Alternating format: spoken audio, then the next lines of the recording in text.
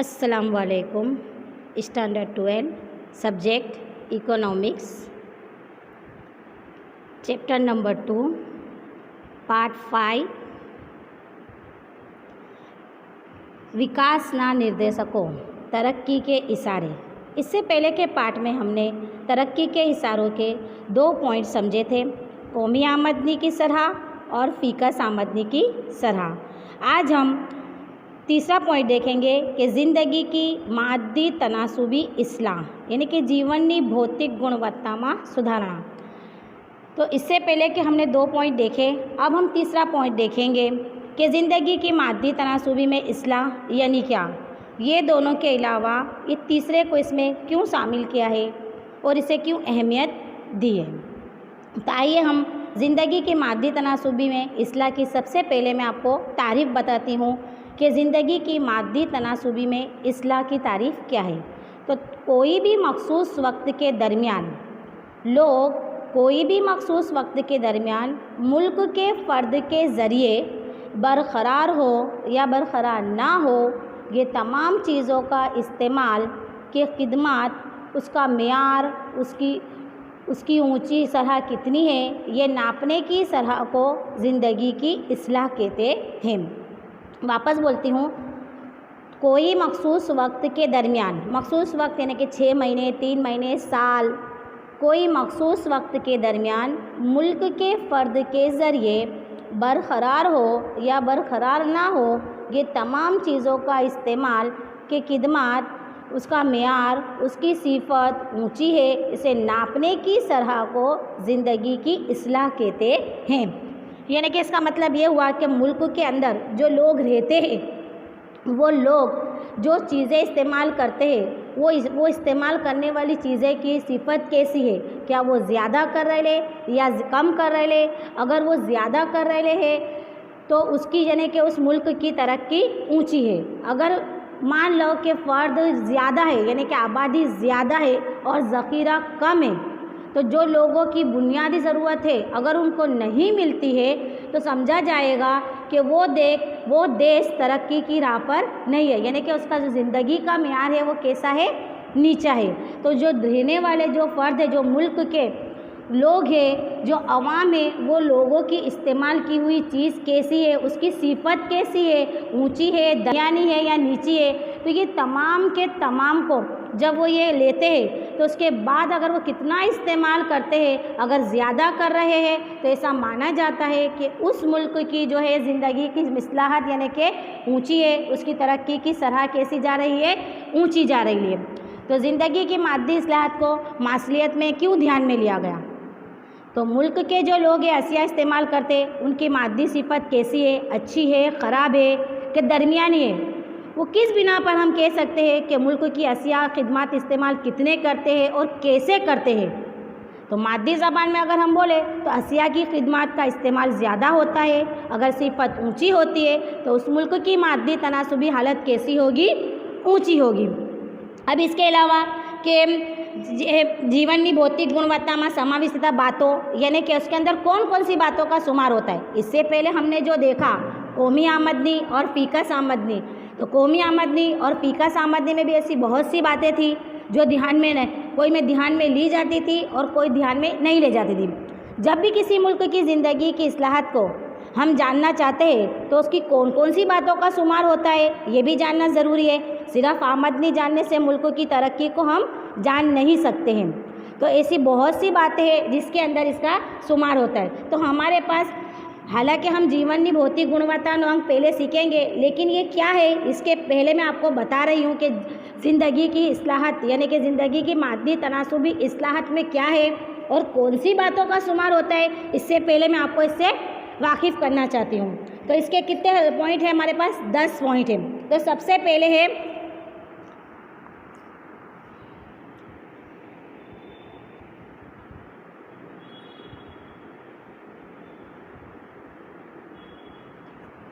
तो ज़िंदगी की मादी सिफत यानी क्या, ये मैंने आपको तारीफ़ बता दी। अब इसमें कौन कौन सी बातों का शुमार होता है, इसमें कौन कौन सी बातें शामिल हैं, उसके बारे में हम जानकारी हासिल करेंगे।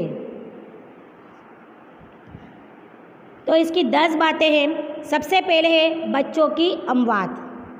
बच्चों की अमवात अगर कम है तो इसकी सिफत कैसी होगी? ऊंची होगी।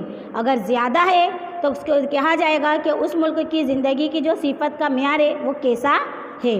इसके बाद है तबीबी खिदमत। तो मुल्क में तबीबी खिदमत कैसी है उसके ज़रिए भी हम जान सकते हैं कि मुल्क की ज़िंदगी में इस्लाहत हो रही है, कि वो मुल्क तरक्की की राह पर है। तीसरा है खुराक।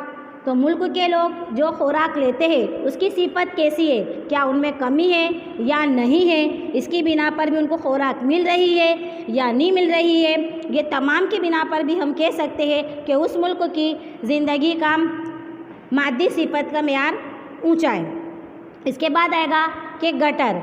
तो क्या जो रहने वाले लोग हैं, मुल्क के लोग हैं, वहाँ पर ये गटर की सहूलत है, साफ़ सफाई की सहूलत है? अगर है तो कहा जाता है कि उसकी मादी जो सिफत की तनासुब है वो कैसा है? ऊंचा है। इसके बाद आएगा औसतन उम्र। तो औसतन उम्र के लिए लोगों की औसतन उम्र ऊंची है। अगर ऊंची है तो उसका म्यार ज़िंदगी कैसा आएगा? ऊंची रहेगा। और उसका म्यार ज़िंदगी जब ऊंचा है तो कहा जाता है कि मुल्क की जो तरक्की है, जो मुल्क की मादी सिफत का म्यार है वो भी कैसा है? ऊंचा है। इसके बाद आएगा बिजली। तो मुल्क के लोगों के लिए जो बिजली है, जो उपलब्ध बिजली है, खेती के लिए, आबपाशी के लिए, इसके अलावा सनतों के लिए, घर के इस्तेमाल के लिए, क्या उस पर ध्यान दिया जा रहा है?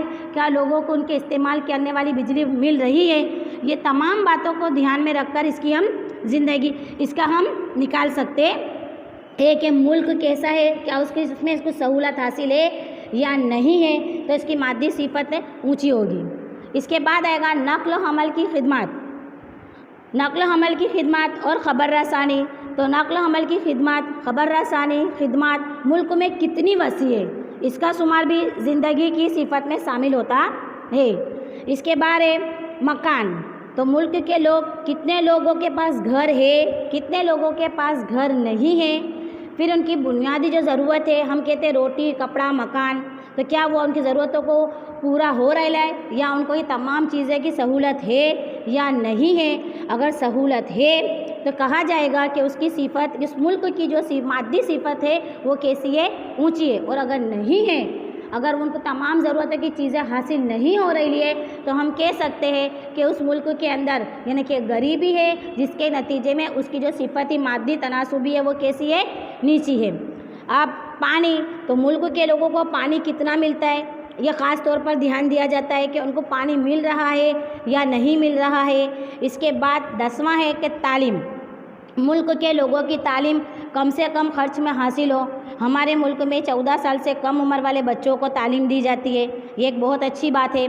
तो मुल्क के लोग कम से कम कितनी तालीम हासिल करते हैं, मुल्क के अंदर कितनी ख्वानदगी है और कितनी ना ख्वानदगी है, कितने लोग पढ़े लिखे हैं, कितने लोग ना पढ़े लिखे हैं, ये तमाम बातों के अंदर इसका शुमार किया जाता है। जबकि माठाधिक आवक यानी कि फीकस आमदनी और राष्ट्रीय आवक यानी कि कौमी आमदनी में ये तमाम बातों का शुमार नहीं होता था।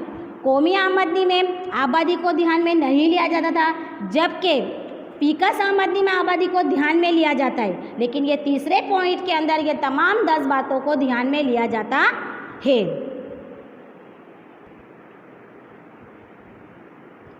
अब हम ज़िंदगी की मादी सिफत का अदद यानी कि जीवन की भौतिक गुणवत्तानो अंग। इससे पहले भी हमने जीवन की भौतिक का जाना, लेकिन उसके अंदर वो तमाम 10 बातें शामिल थी।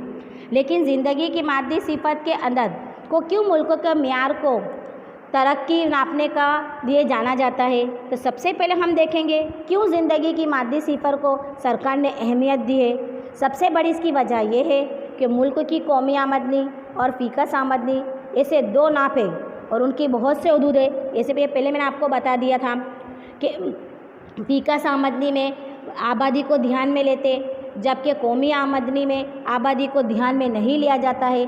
तो ज़िंदगी की सिफत सबसे बेहतर है।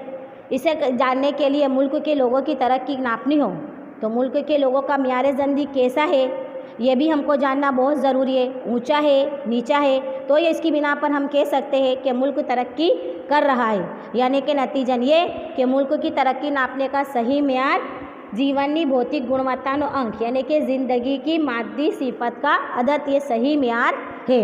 अब मुल्क में तो सब पी इसको बोलते हैं PQLI।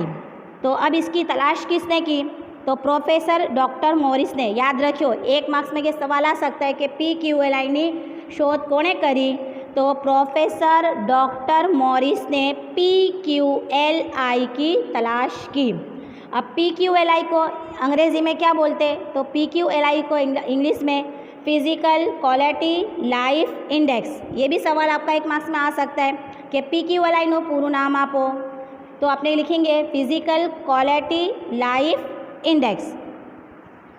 तो प्रोफेसर डॉक्टर मॉरिस ने इसको अहमियत क्यों दी? तो प्रोफेसर डॉक्टर मॉरिस ने ये जाना कि कौमी आमदनी और फ़ीकस आमदनी के अपने अपने हदूद होते हैं। तो उस हदूद की बिना पर, यानी कि उस मर्यादा की बिना पर हम किसी भी मुल्क की मियार नापने को सही नहीं जाते, बल्कि वो गलत साबित होती है या भरम में होते या सही निकलती नहीं है। तो प्रोफेसर मॉरिस ने सब तमाम 10 बातों को, जो मैंने इससे पहले आपको बताई थी, बिजली, मकान, कपड़ा, फिर अमवात, बच्चों की अमवात, ये तमाम 10 बातों को उसने ध्यान में रखकर उसने बताया कि ये तमाम बातों का शुमार भी अगर हम इसमें करते हैं तो हम किसी भी मुल्क की मियार को नाप सकते हैं और सही नाप सकते थे। तो इसमें किसने तलाश किया? पीछे बोलते हैं कि PQLI की शोध, यानी कि PQLI को प्रोफेसर डॉक्टर मॉरिस ने तलाश किया, जिसे इंग्लिश में बोलते हैं फिज़िकल क्वालिटी लाइफ इंडेक्स। अब ये इसमें हमने वो 10 बातें तो जान ली। अब ये 10 बातों के अंदर प्रोफेसर मॉरिस ने जीवन की भौतिक गुणवत्ता के अंदर ये 3 अज्जा जो है ये अहमियत रखते हैं। ये तीनों 3 मैंने आपको बता रही हूँ, ये 3 यानी कि वो 10 बातों में ये 3 बातें जो ली है, ये जान सकते हैं हम इससे कि मुल्क की तरक्की यानी कि विकास, मुल्क की तरक्की नापने का सही मेयार है। तो इसके 3 अज्जा है। एक है तालीम, मुतवक्किह उम्र और बच्चों की अमवात, जैसा शिक्षण प्रमाण, अपेक्षित आयुष्य, बाल मृत्यु दर। इसकी 3 चाबी भी हम बना सकते हैं। आशीबा यानी कि आ से अपेक्षित आयुष्य, शी से शिक्षण और बा से बाल मृत्यु दर, जिसे हम उर्दू में कहेंगे तालीम, मुतवक्किह उम्र और बच्चों की अमवात। तो ये 10 बातों में से 3 बातों पे ही क्यों ज़्यादा अहमियत दी है? कि 10 बातें तो हमने पहले जान ली कि ये मादी सिफत के अंदर 10 बातों का शुमार होता है, लेकिन वो 10 बातों के अंदर ये 3 बातों को सबसे ज़्यादा अहमियत दी है, क्योंकि इसके ज़रिए हम मुल्क की मियार को सही तरह से नाप सकते हैं और सही निकल सकते हैं, जिससे नतीजा भी सही निकलता है। इससे पहले हमने जो देखा तो उसमें हमको जितनी भी बातें मिलती थी वो अंदाज़न मिलती थी, और कहीं कहीं हमको आंकड़े ऐसे मिलते थे जो बरहम में रखते थे। तो सबसे पहले आएगा तालीम। तालीम मुल्क के लोगों को किस तरह नापा जाता है? उनके अंदर ख्वानदगी, नाख्वानदगी ऊपरी है या नीची है, लोग कितने पढ़े लिखे हैं, कहाँ तक पढ़े हैं, कम खर्च में कितना पढ़ सकते हैं, उनमें पढ़ाई की कितनी है सराह है। तो इसकी बिना पर हम जान सकते हैं। इसके बाद आएगा अपेक्षित आयुष्य यानी कि मुतवक्किह उम्र। ये सवाल तुम्हारा 1 मार्क्स में भी पूछा सकता है कि अपेक्षित आयुष्य एटले शू? तो मुतवक्किह उम्र यानी क्या? तो पैदाइश के वक्त से लेकर कितने साल तक अपनी ज़िंदगी गुजार सकेगा उसे मुतवक्किह उम्र कहते हैं। यानी कि बच्चा पैदाइश के वक्त से लेकर कितने साल तक अपनी ज़िंदगी गुजार सकेगा उसे मुतवक्किह उम्र कहते हैं। अपेक्षित आयुष्य एटले शू? मुतवक्किह उम्र यानी क्या? तो ये 1 मार्क्स में सवाल आपका आता है। अब इसके बाद आता है कि बच्चों की अमवात। तो बच्चों की अमवात भी सवाल तुम्हारा सकता है कि बाल मृत्यु दर एटले शू? जिसको हम कहेंगे बाल मृत्यु दर। तो बच्चों की अमवात की शरह यानी हर साल 1000 पैदाइश बच्चों में से साल में मौत पाने वाले बच्चों का तनासुब या बच्चों की शरह, जिसे हम कहेंगे बच्चों की अमवात। तो वापस बोलती हूँ, बच्चों की अमवात की शरह यानी हर साल 1000 पैदाइश बच्चों में से साल में मौत पाने वाले बच्चों का तनासुब या उसकी शरह, जिसे हम कहेंगे बाल मृत्यु दर यानी कि बच्चों की अमवात। तो ये तीनों 3 की बिना पर हम किसी भी मुल्क की यानी कि ज़िंदगी की मादी सिफत का सही मेयार हासिल कर सकते। इससे पहले हमने जो हासिल किया था वो तमाम के तमाम में अपने अपने हुदूद होते, तो इसकी बिना पर वो हमको शायद भ्रम में रख सकते थे या फिर हम उससे गलत हमारी ये काट सकते थे। लेकिन ये भरोसे के ये तीनों तीन है, तो हम इसको भरोसे का आदत भी हमको मिलते हैं, बल्कि जबकि उसके अंदर हमको कोशिश करनी पड़ती थी, तो इसमें ये तीनों तीन के अंदर कोशिश नहीं बल्कि हमको इससे क्या मिलता है, नतीजा मिलता है। और नतीजा इसके अलावा ये भी होता है कि इससे पहले जब हम एक मुल्क दूसरे मुआवजा करते थे, एक दूसरे मुल्क का मुआवजा करते थे, तो हमको चलन की मुश्किल पेश आती थी। लेकिन ये तीनों तीन के ज़रिए हम किसी भी मुल्क को दूसरे मुल्क से मुआवजा आराम से कर सकते हैं, और किसी भी मुल्क का म्यार नापने का ये एक सही तरीका है। अब इसके बाद हम देखेंगे कि मानव विकास अंकनी रचना, तो इसके बाद के पीरियड में हम देखेंगे। अल्लाह हाफिज़।